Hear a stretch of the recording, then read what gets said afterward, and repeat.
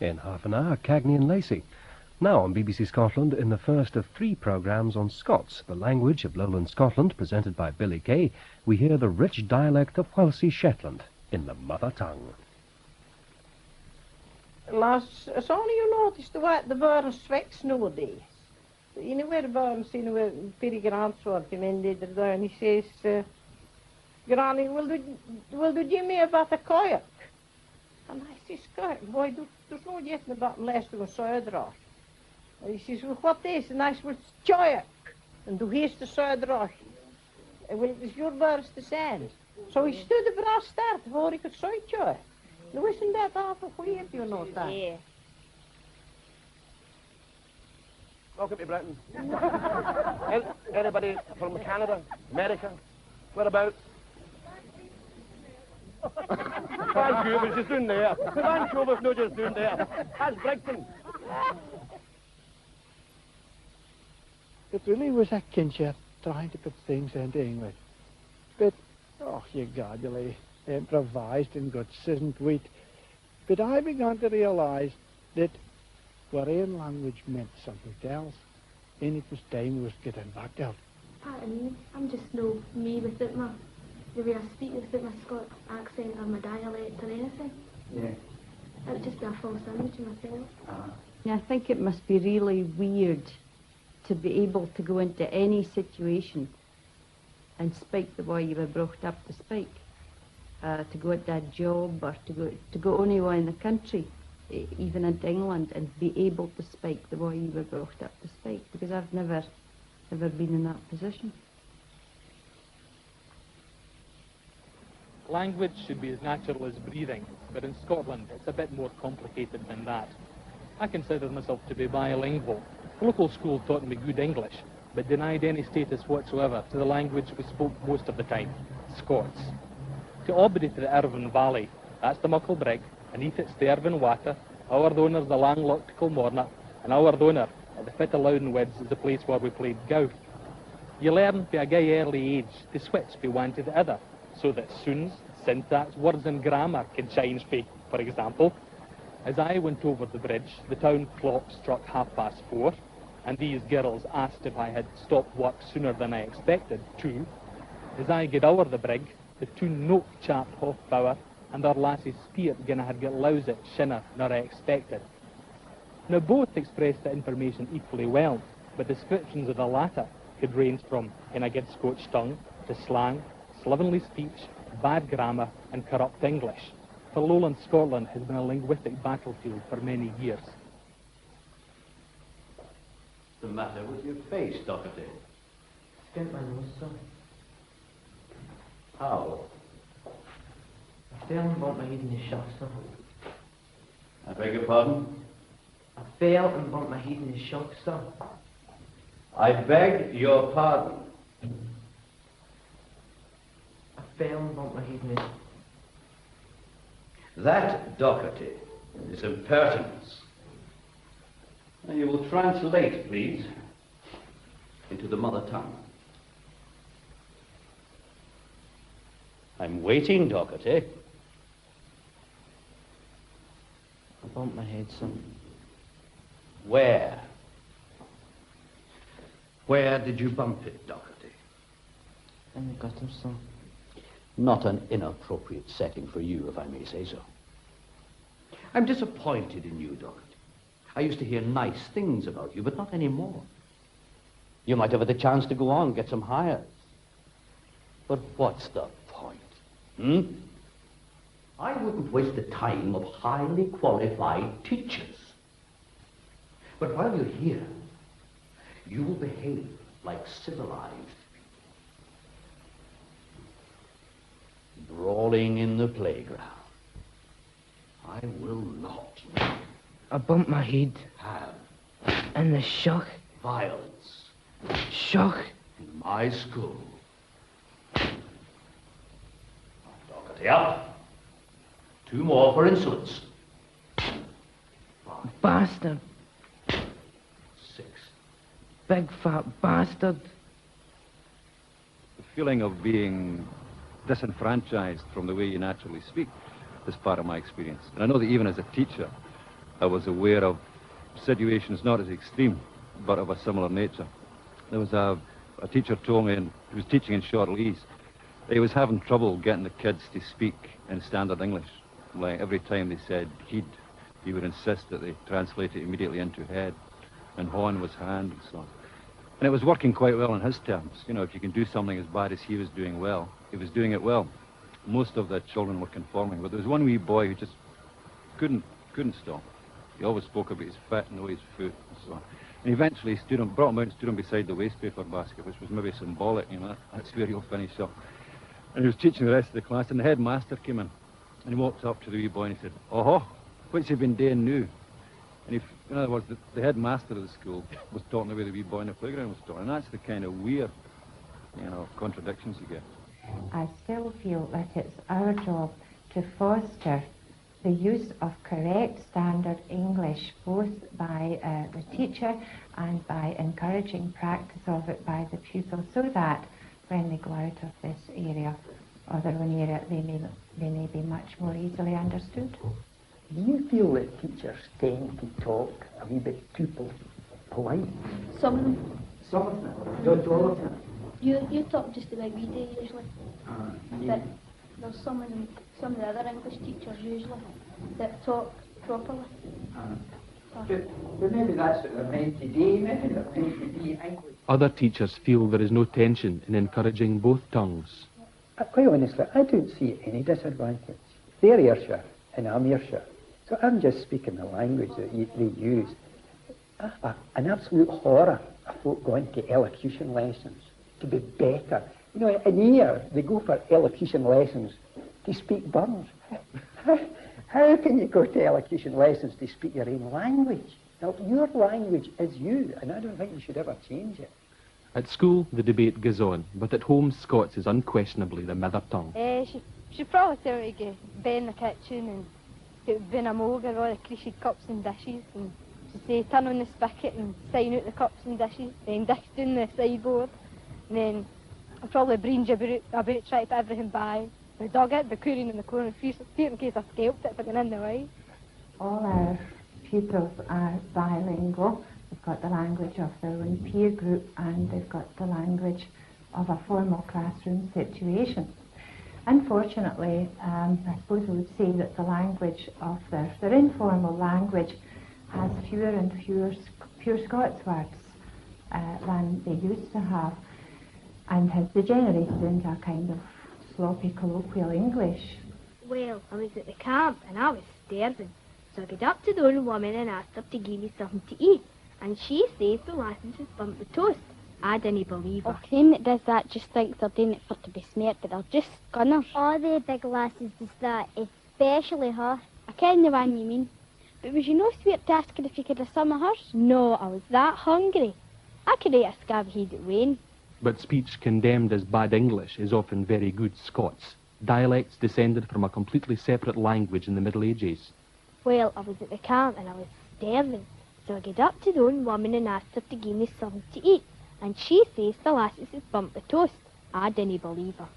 Scots grammar is different from English. The correct Scots is we was, not we were. Or, as Lord Douglas tells Henry IV, my men has burnt to tuna berwick, not have burnt.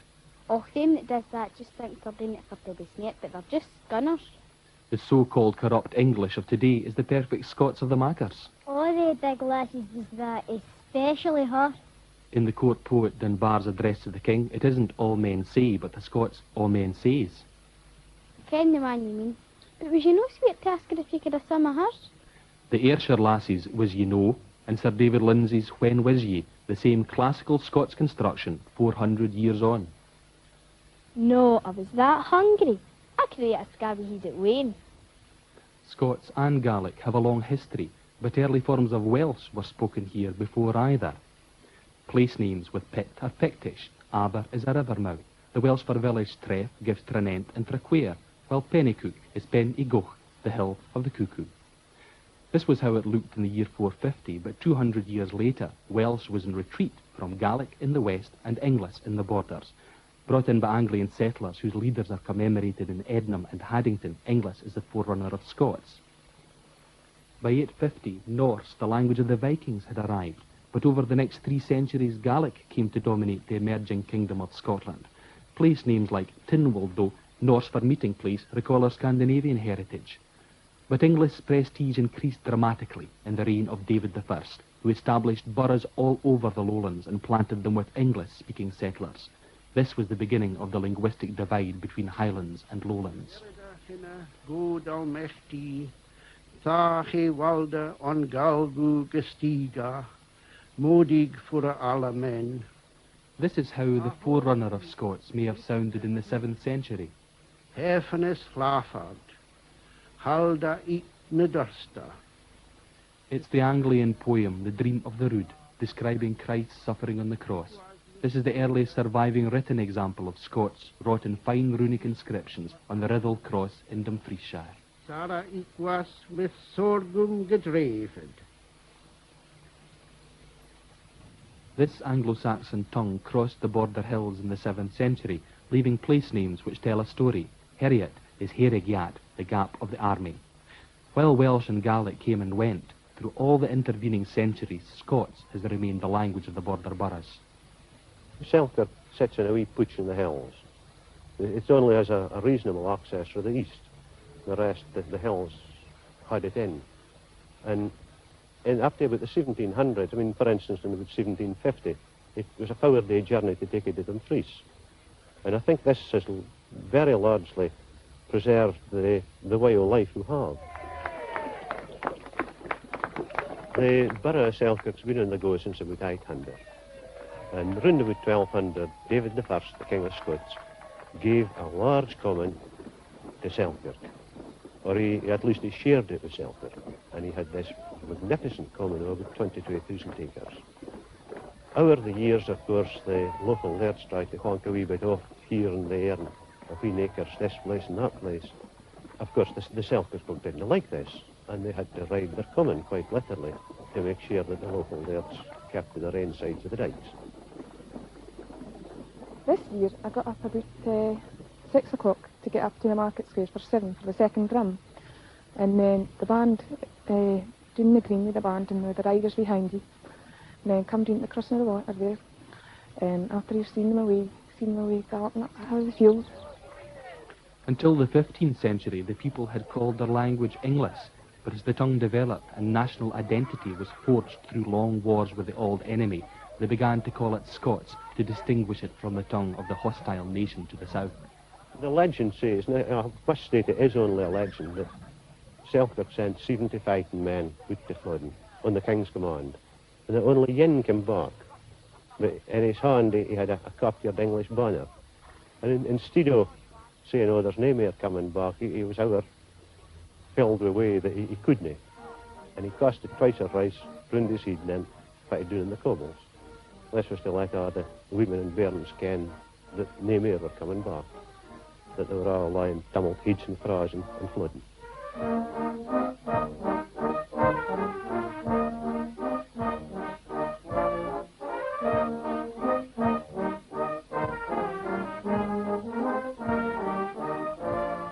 Nobody can speak about it after. If you speak to me during the casting, I tell us I can't speak back to you, so I've got a great muffled lump in the horse of my throat. And that's really the high point sort of thing, we're coming out in the climax. It's brilliant, and it's a right good feeling. Well, coming to Selkirk anyway. It's funny to describe it. You get a right sort of funny feeling inside you, and everybody's the same, like the day the old man was greeting beside us. Aye. Especially at the silence, and then when the Lilton came on. It's a great feeling. Everybody's parked in the square in the total silence, and you'll be able to see a bairn greeting or horses' hoofs clanking sort of thing. And everybody's quiet and thinking the same things as you, or you can't find. And everybody's maybe got a tear in their eye sort of thing. It's great.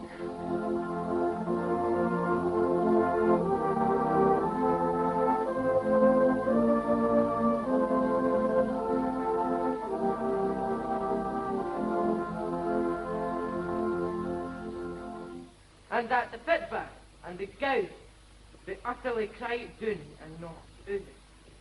An Act of Parliament condemning our ancestors for being out at the fitba and the gowf instead of practising their archery tells us that some things never change and that Scots was now the official language of state, developing and expanding through borrowings from various quarters.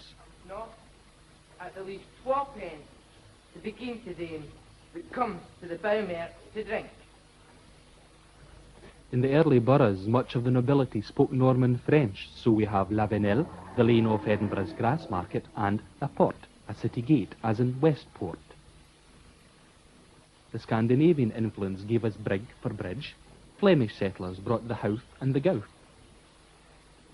Nearer home, Scotland's other language, Gaelic, contributed a wealth of descriptive terms to Scots, including the major features of the landscape we're all familiar with, such as loch, glen, strath, and ben.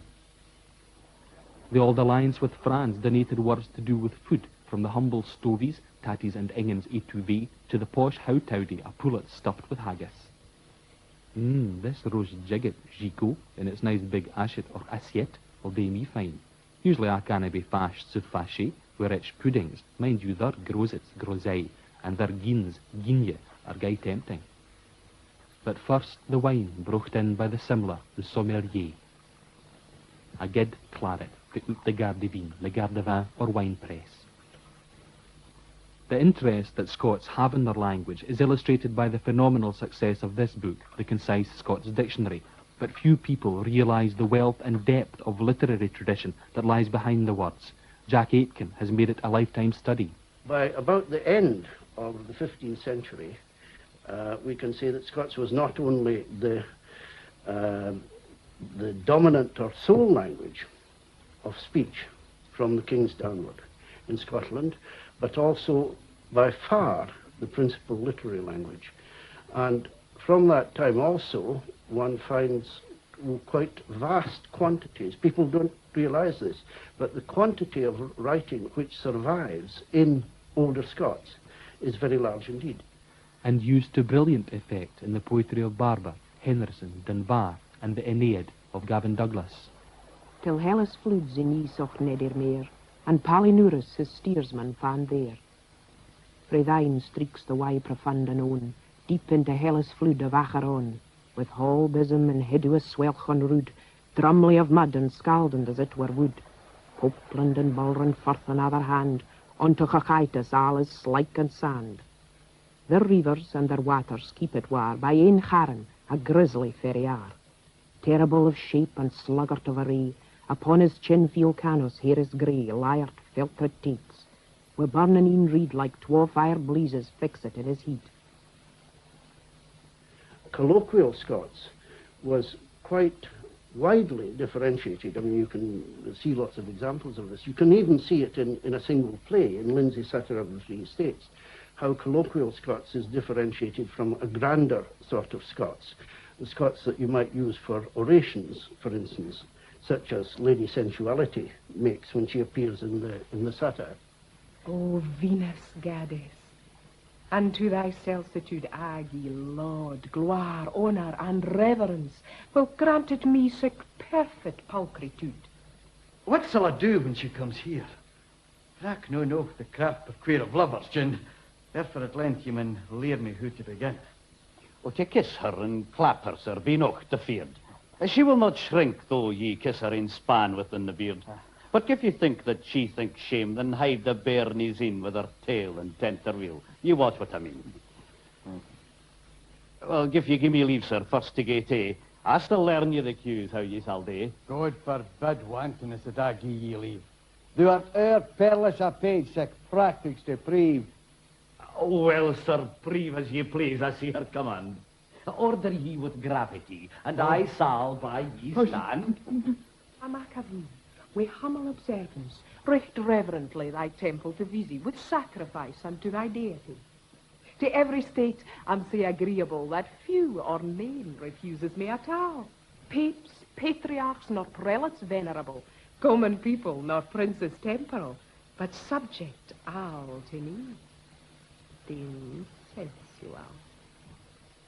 I'm right glad I you assure that potent prince to get it cool, what is of lustiness the lure and greatest of courage.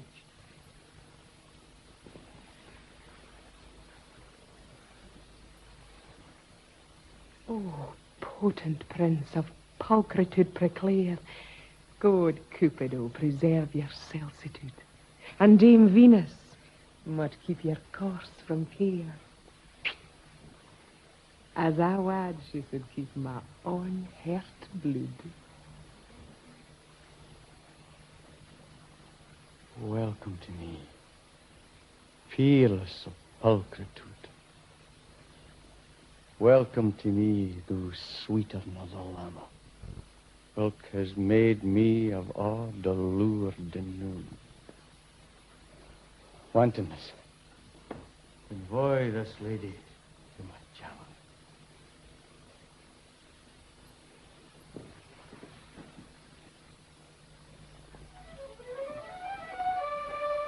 The tongue was in its full flowering when the Northern Isles of Orkney and Shetland were ceded from Norway to Scotland in 1469.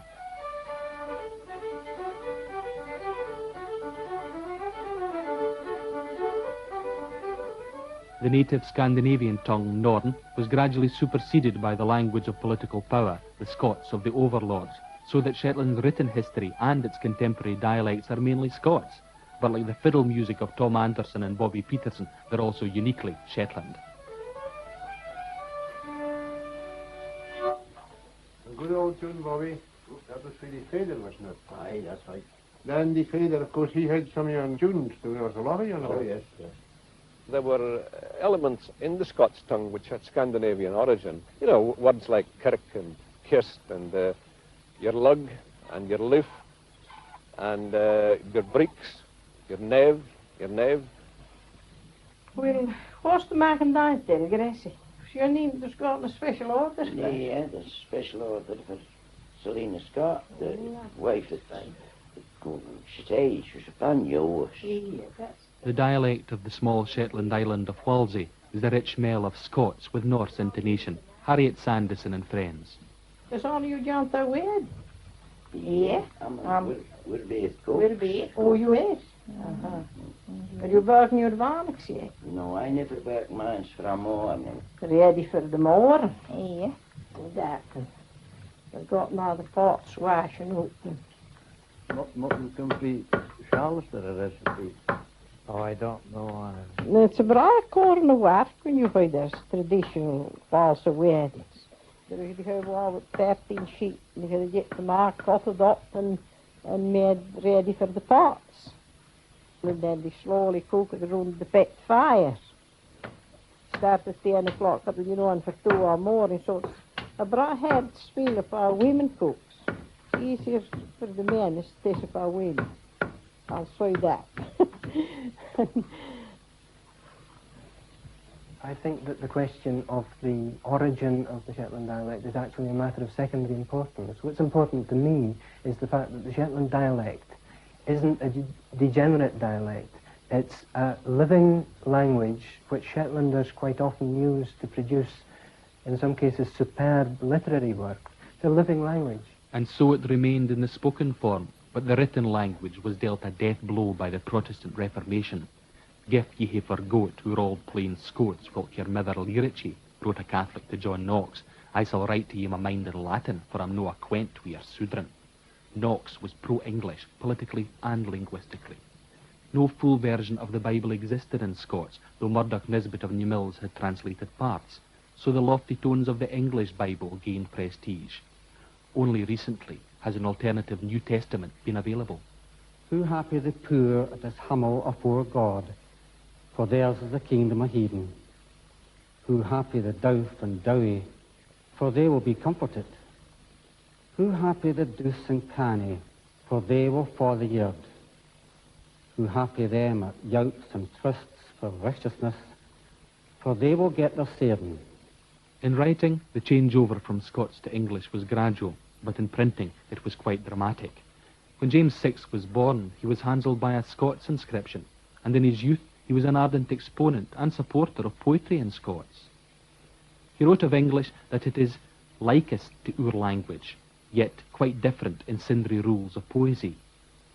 The original draft of his book on royal statecraft, the Basilican Doron, was handwritten in Scots, but phrases like taken narrow tent gif were changed in the printed edition to taken narrow tent if.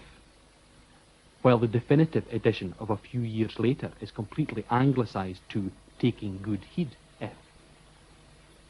When James's retinue moved south, the courtiers were quite content to desert their native tongue, a process that was to gain momentum among the upper classes. The poet Sir Robert Ayton had made good use of Scots, but he turned to English as he crossed the Tweed, describing it as fair famous flood, which sometime did divide, but now conjoins two diadems in one. In a political sense, that may be true, but language by its nature is thrown and stubborn, and almost 4 centuries later, the border still divides two quite distinctive linguistic communities. On the north, the Bairns of Cold Stream, and on the south, just about half a mile away, the children of Cornhill and Tweed. What do you call the big animals that say moo? Cows. Coos. What do you call the big yellow vegetable that you use at Halloween? Turnip. A baggie. Baggie. What's the vegetable that when you cut it up, it makes you cry? An onion. A greeter or a inging. When you lift potatoes out of a field, what are you doing? Digging. Taking the tatties up. What are these two things at the side of your head? Yes, your lugs. What would your mum do to you if you were naughty? Mum would say, I would spank you. I'll give you a scalp across your bum. When you go to the baths, what do you do there? Swim. I have a duke. Is that you're scratching just now? Head. My head. What do you call things Sweeties comes in? Blag. Fork. Mama. Pie.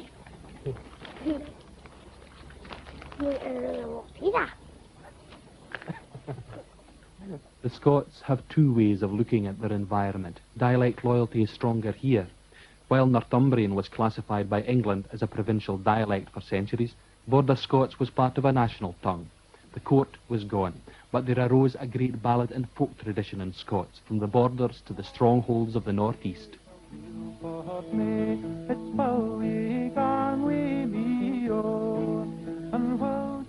At his school in Deeside, Ian Hendry realises the continuing relevance of Scots, but also the need to make it vital and new.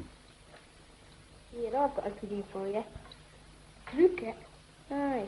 Well, I was coming down the road one day on my motorbike and I hit this big steam, fell into this puddle. And I was absolutely cricket. Puddock? Aye. Just a dog. Like, tell you a story. My dad, we went down into the garden to get this thing. We just went down into the garden to have a look at the fish in the pond. There was this muckle puddock sitting in, right in the middle of it. So we took a net and just scooped it out and chucked it over in the ditch. Oh. A lot of people would say that the old words are irrelevant and old-fashioned. No, I think that's then saying that the children's culture is irrelevant and old-fashioned. And I think it's very important for them to maintain an interest in their own culture, using the dialect as their form of expression. Do you think it's incongruous that a national culture is left to individuals to teach? Well, surely it must be.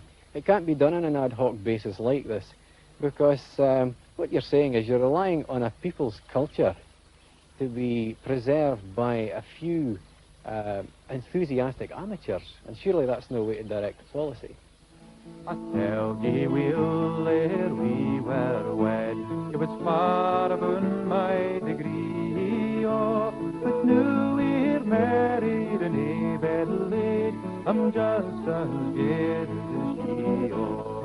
And when you are dead and I am dead, and babe and a grave laid, oh, ere 7 years are run and end. Oh no, Kenny, your dust remain, oh.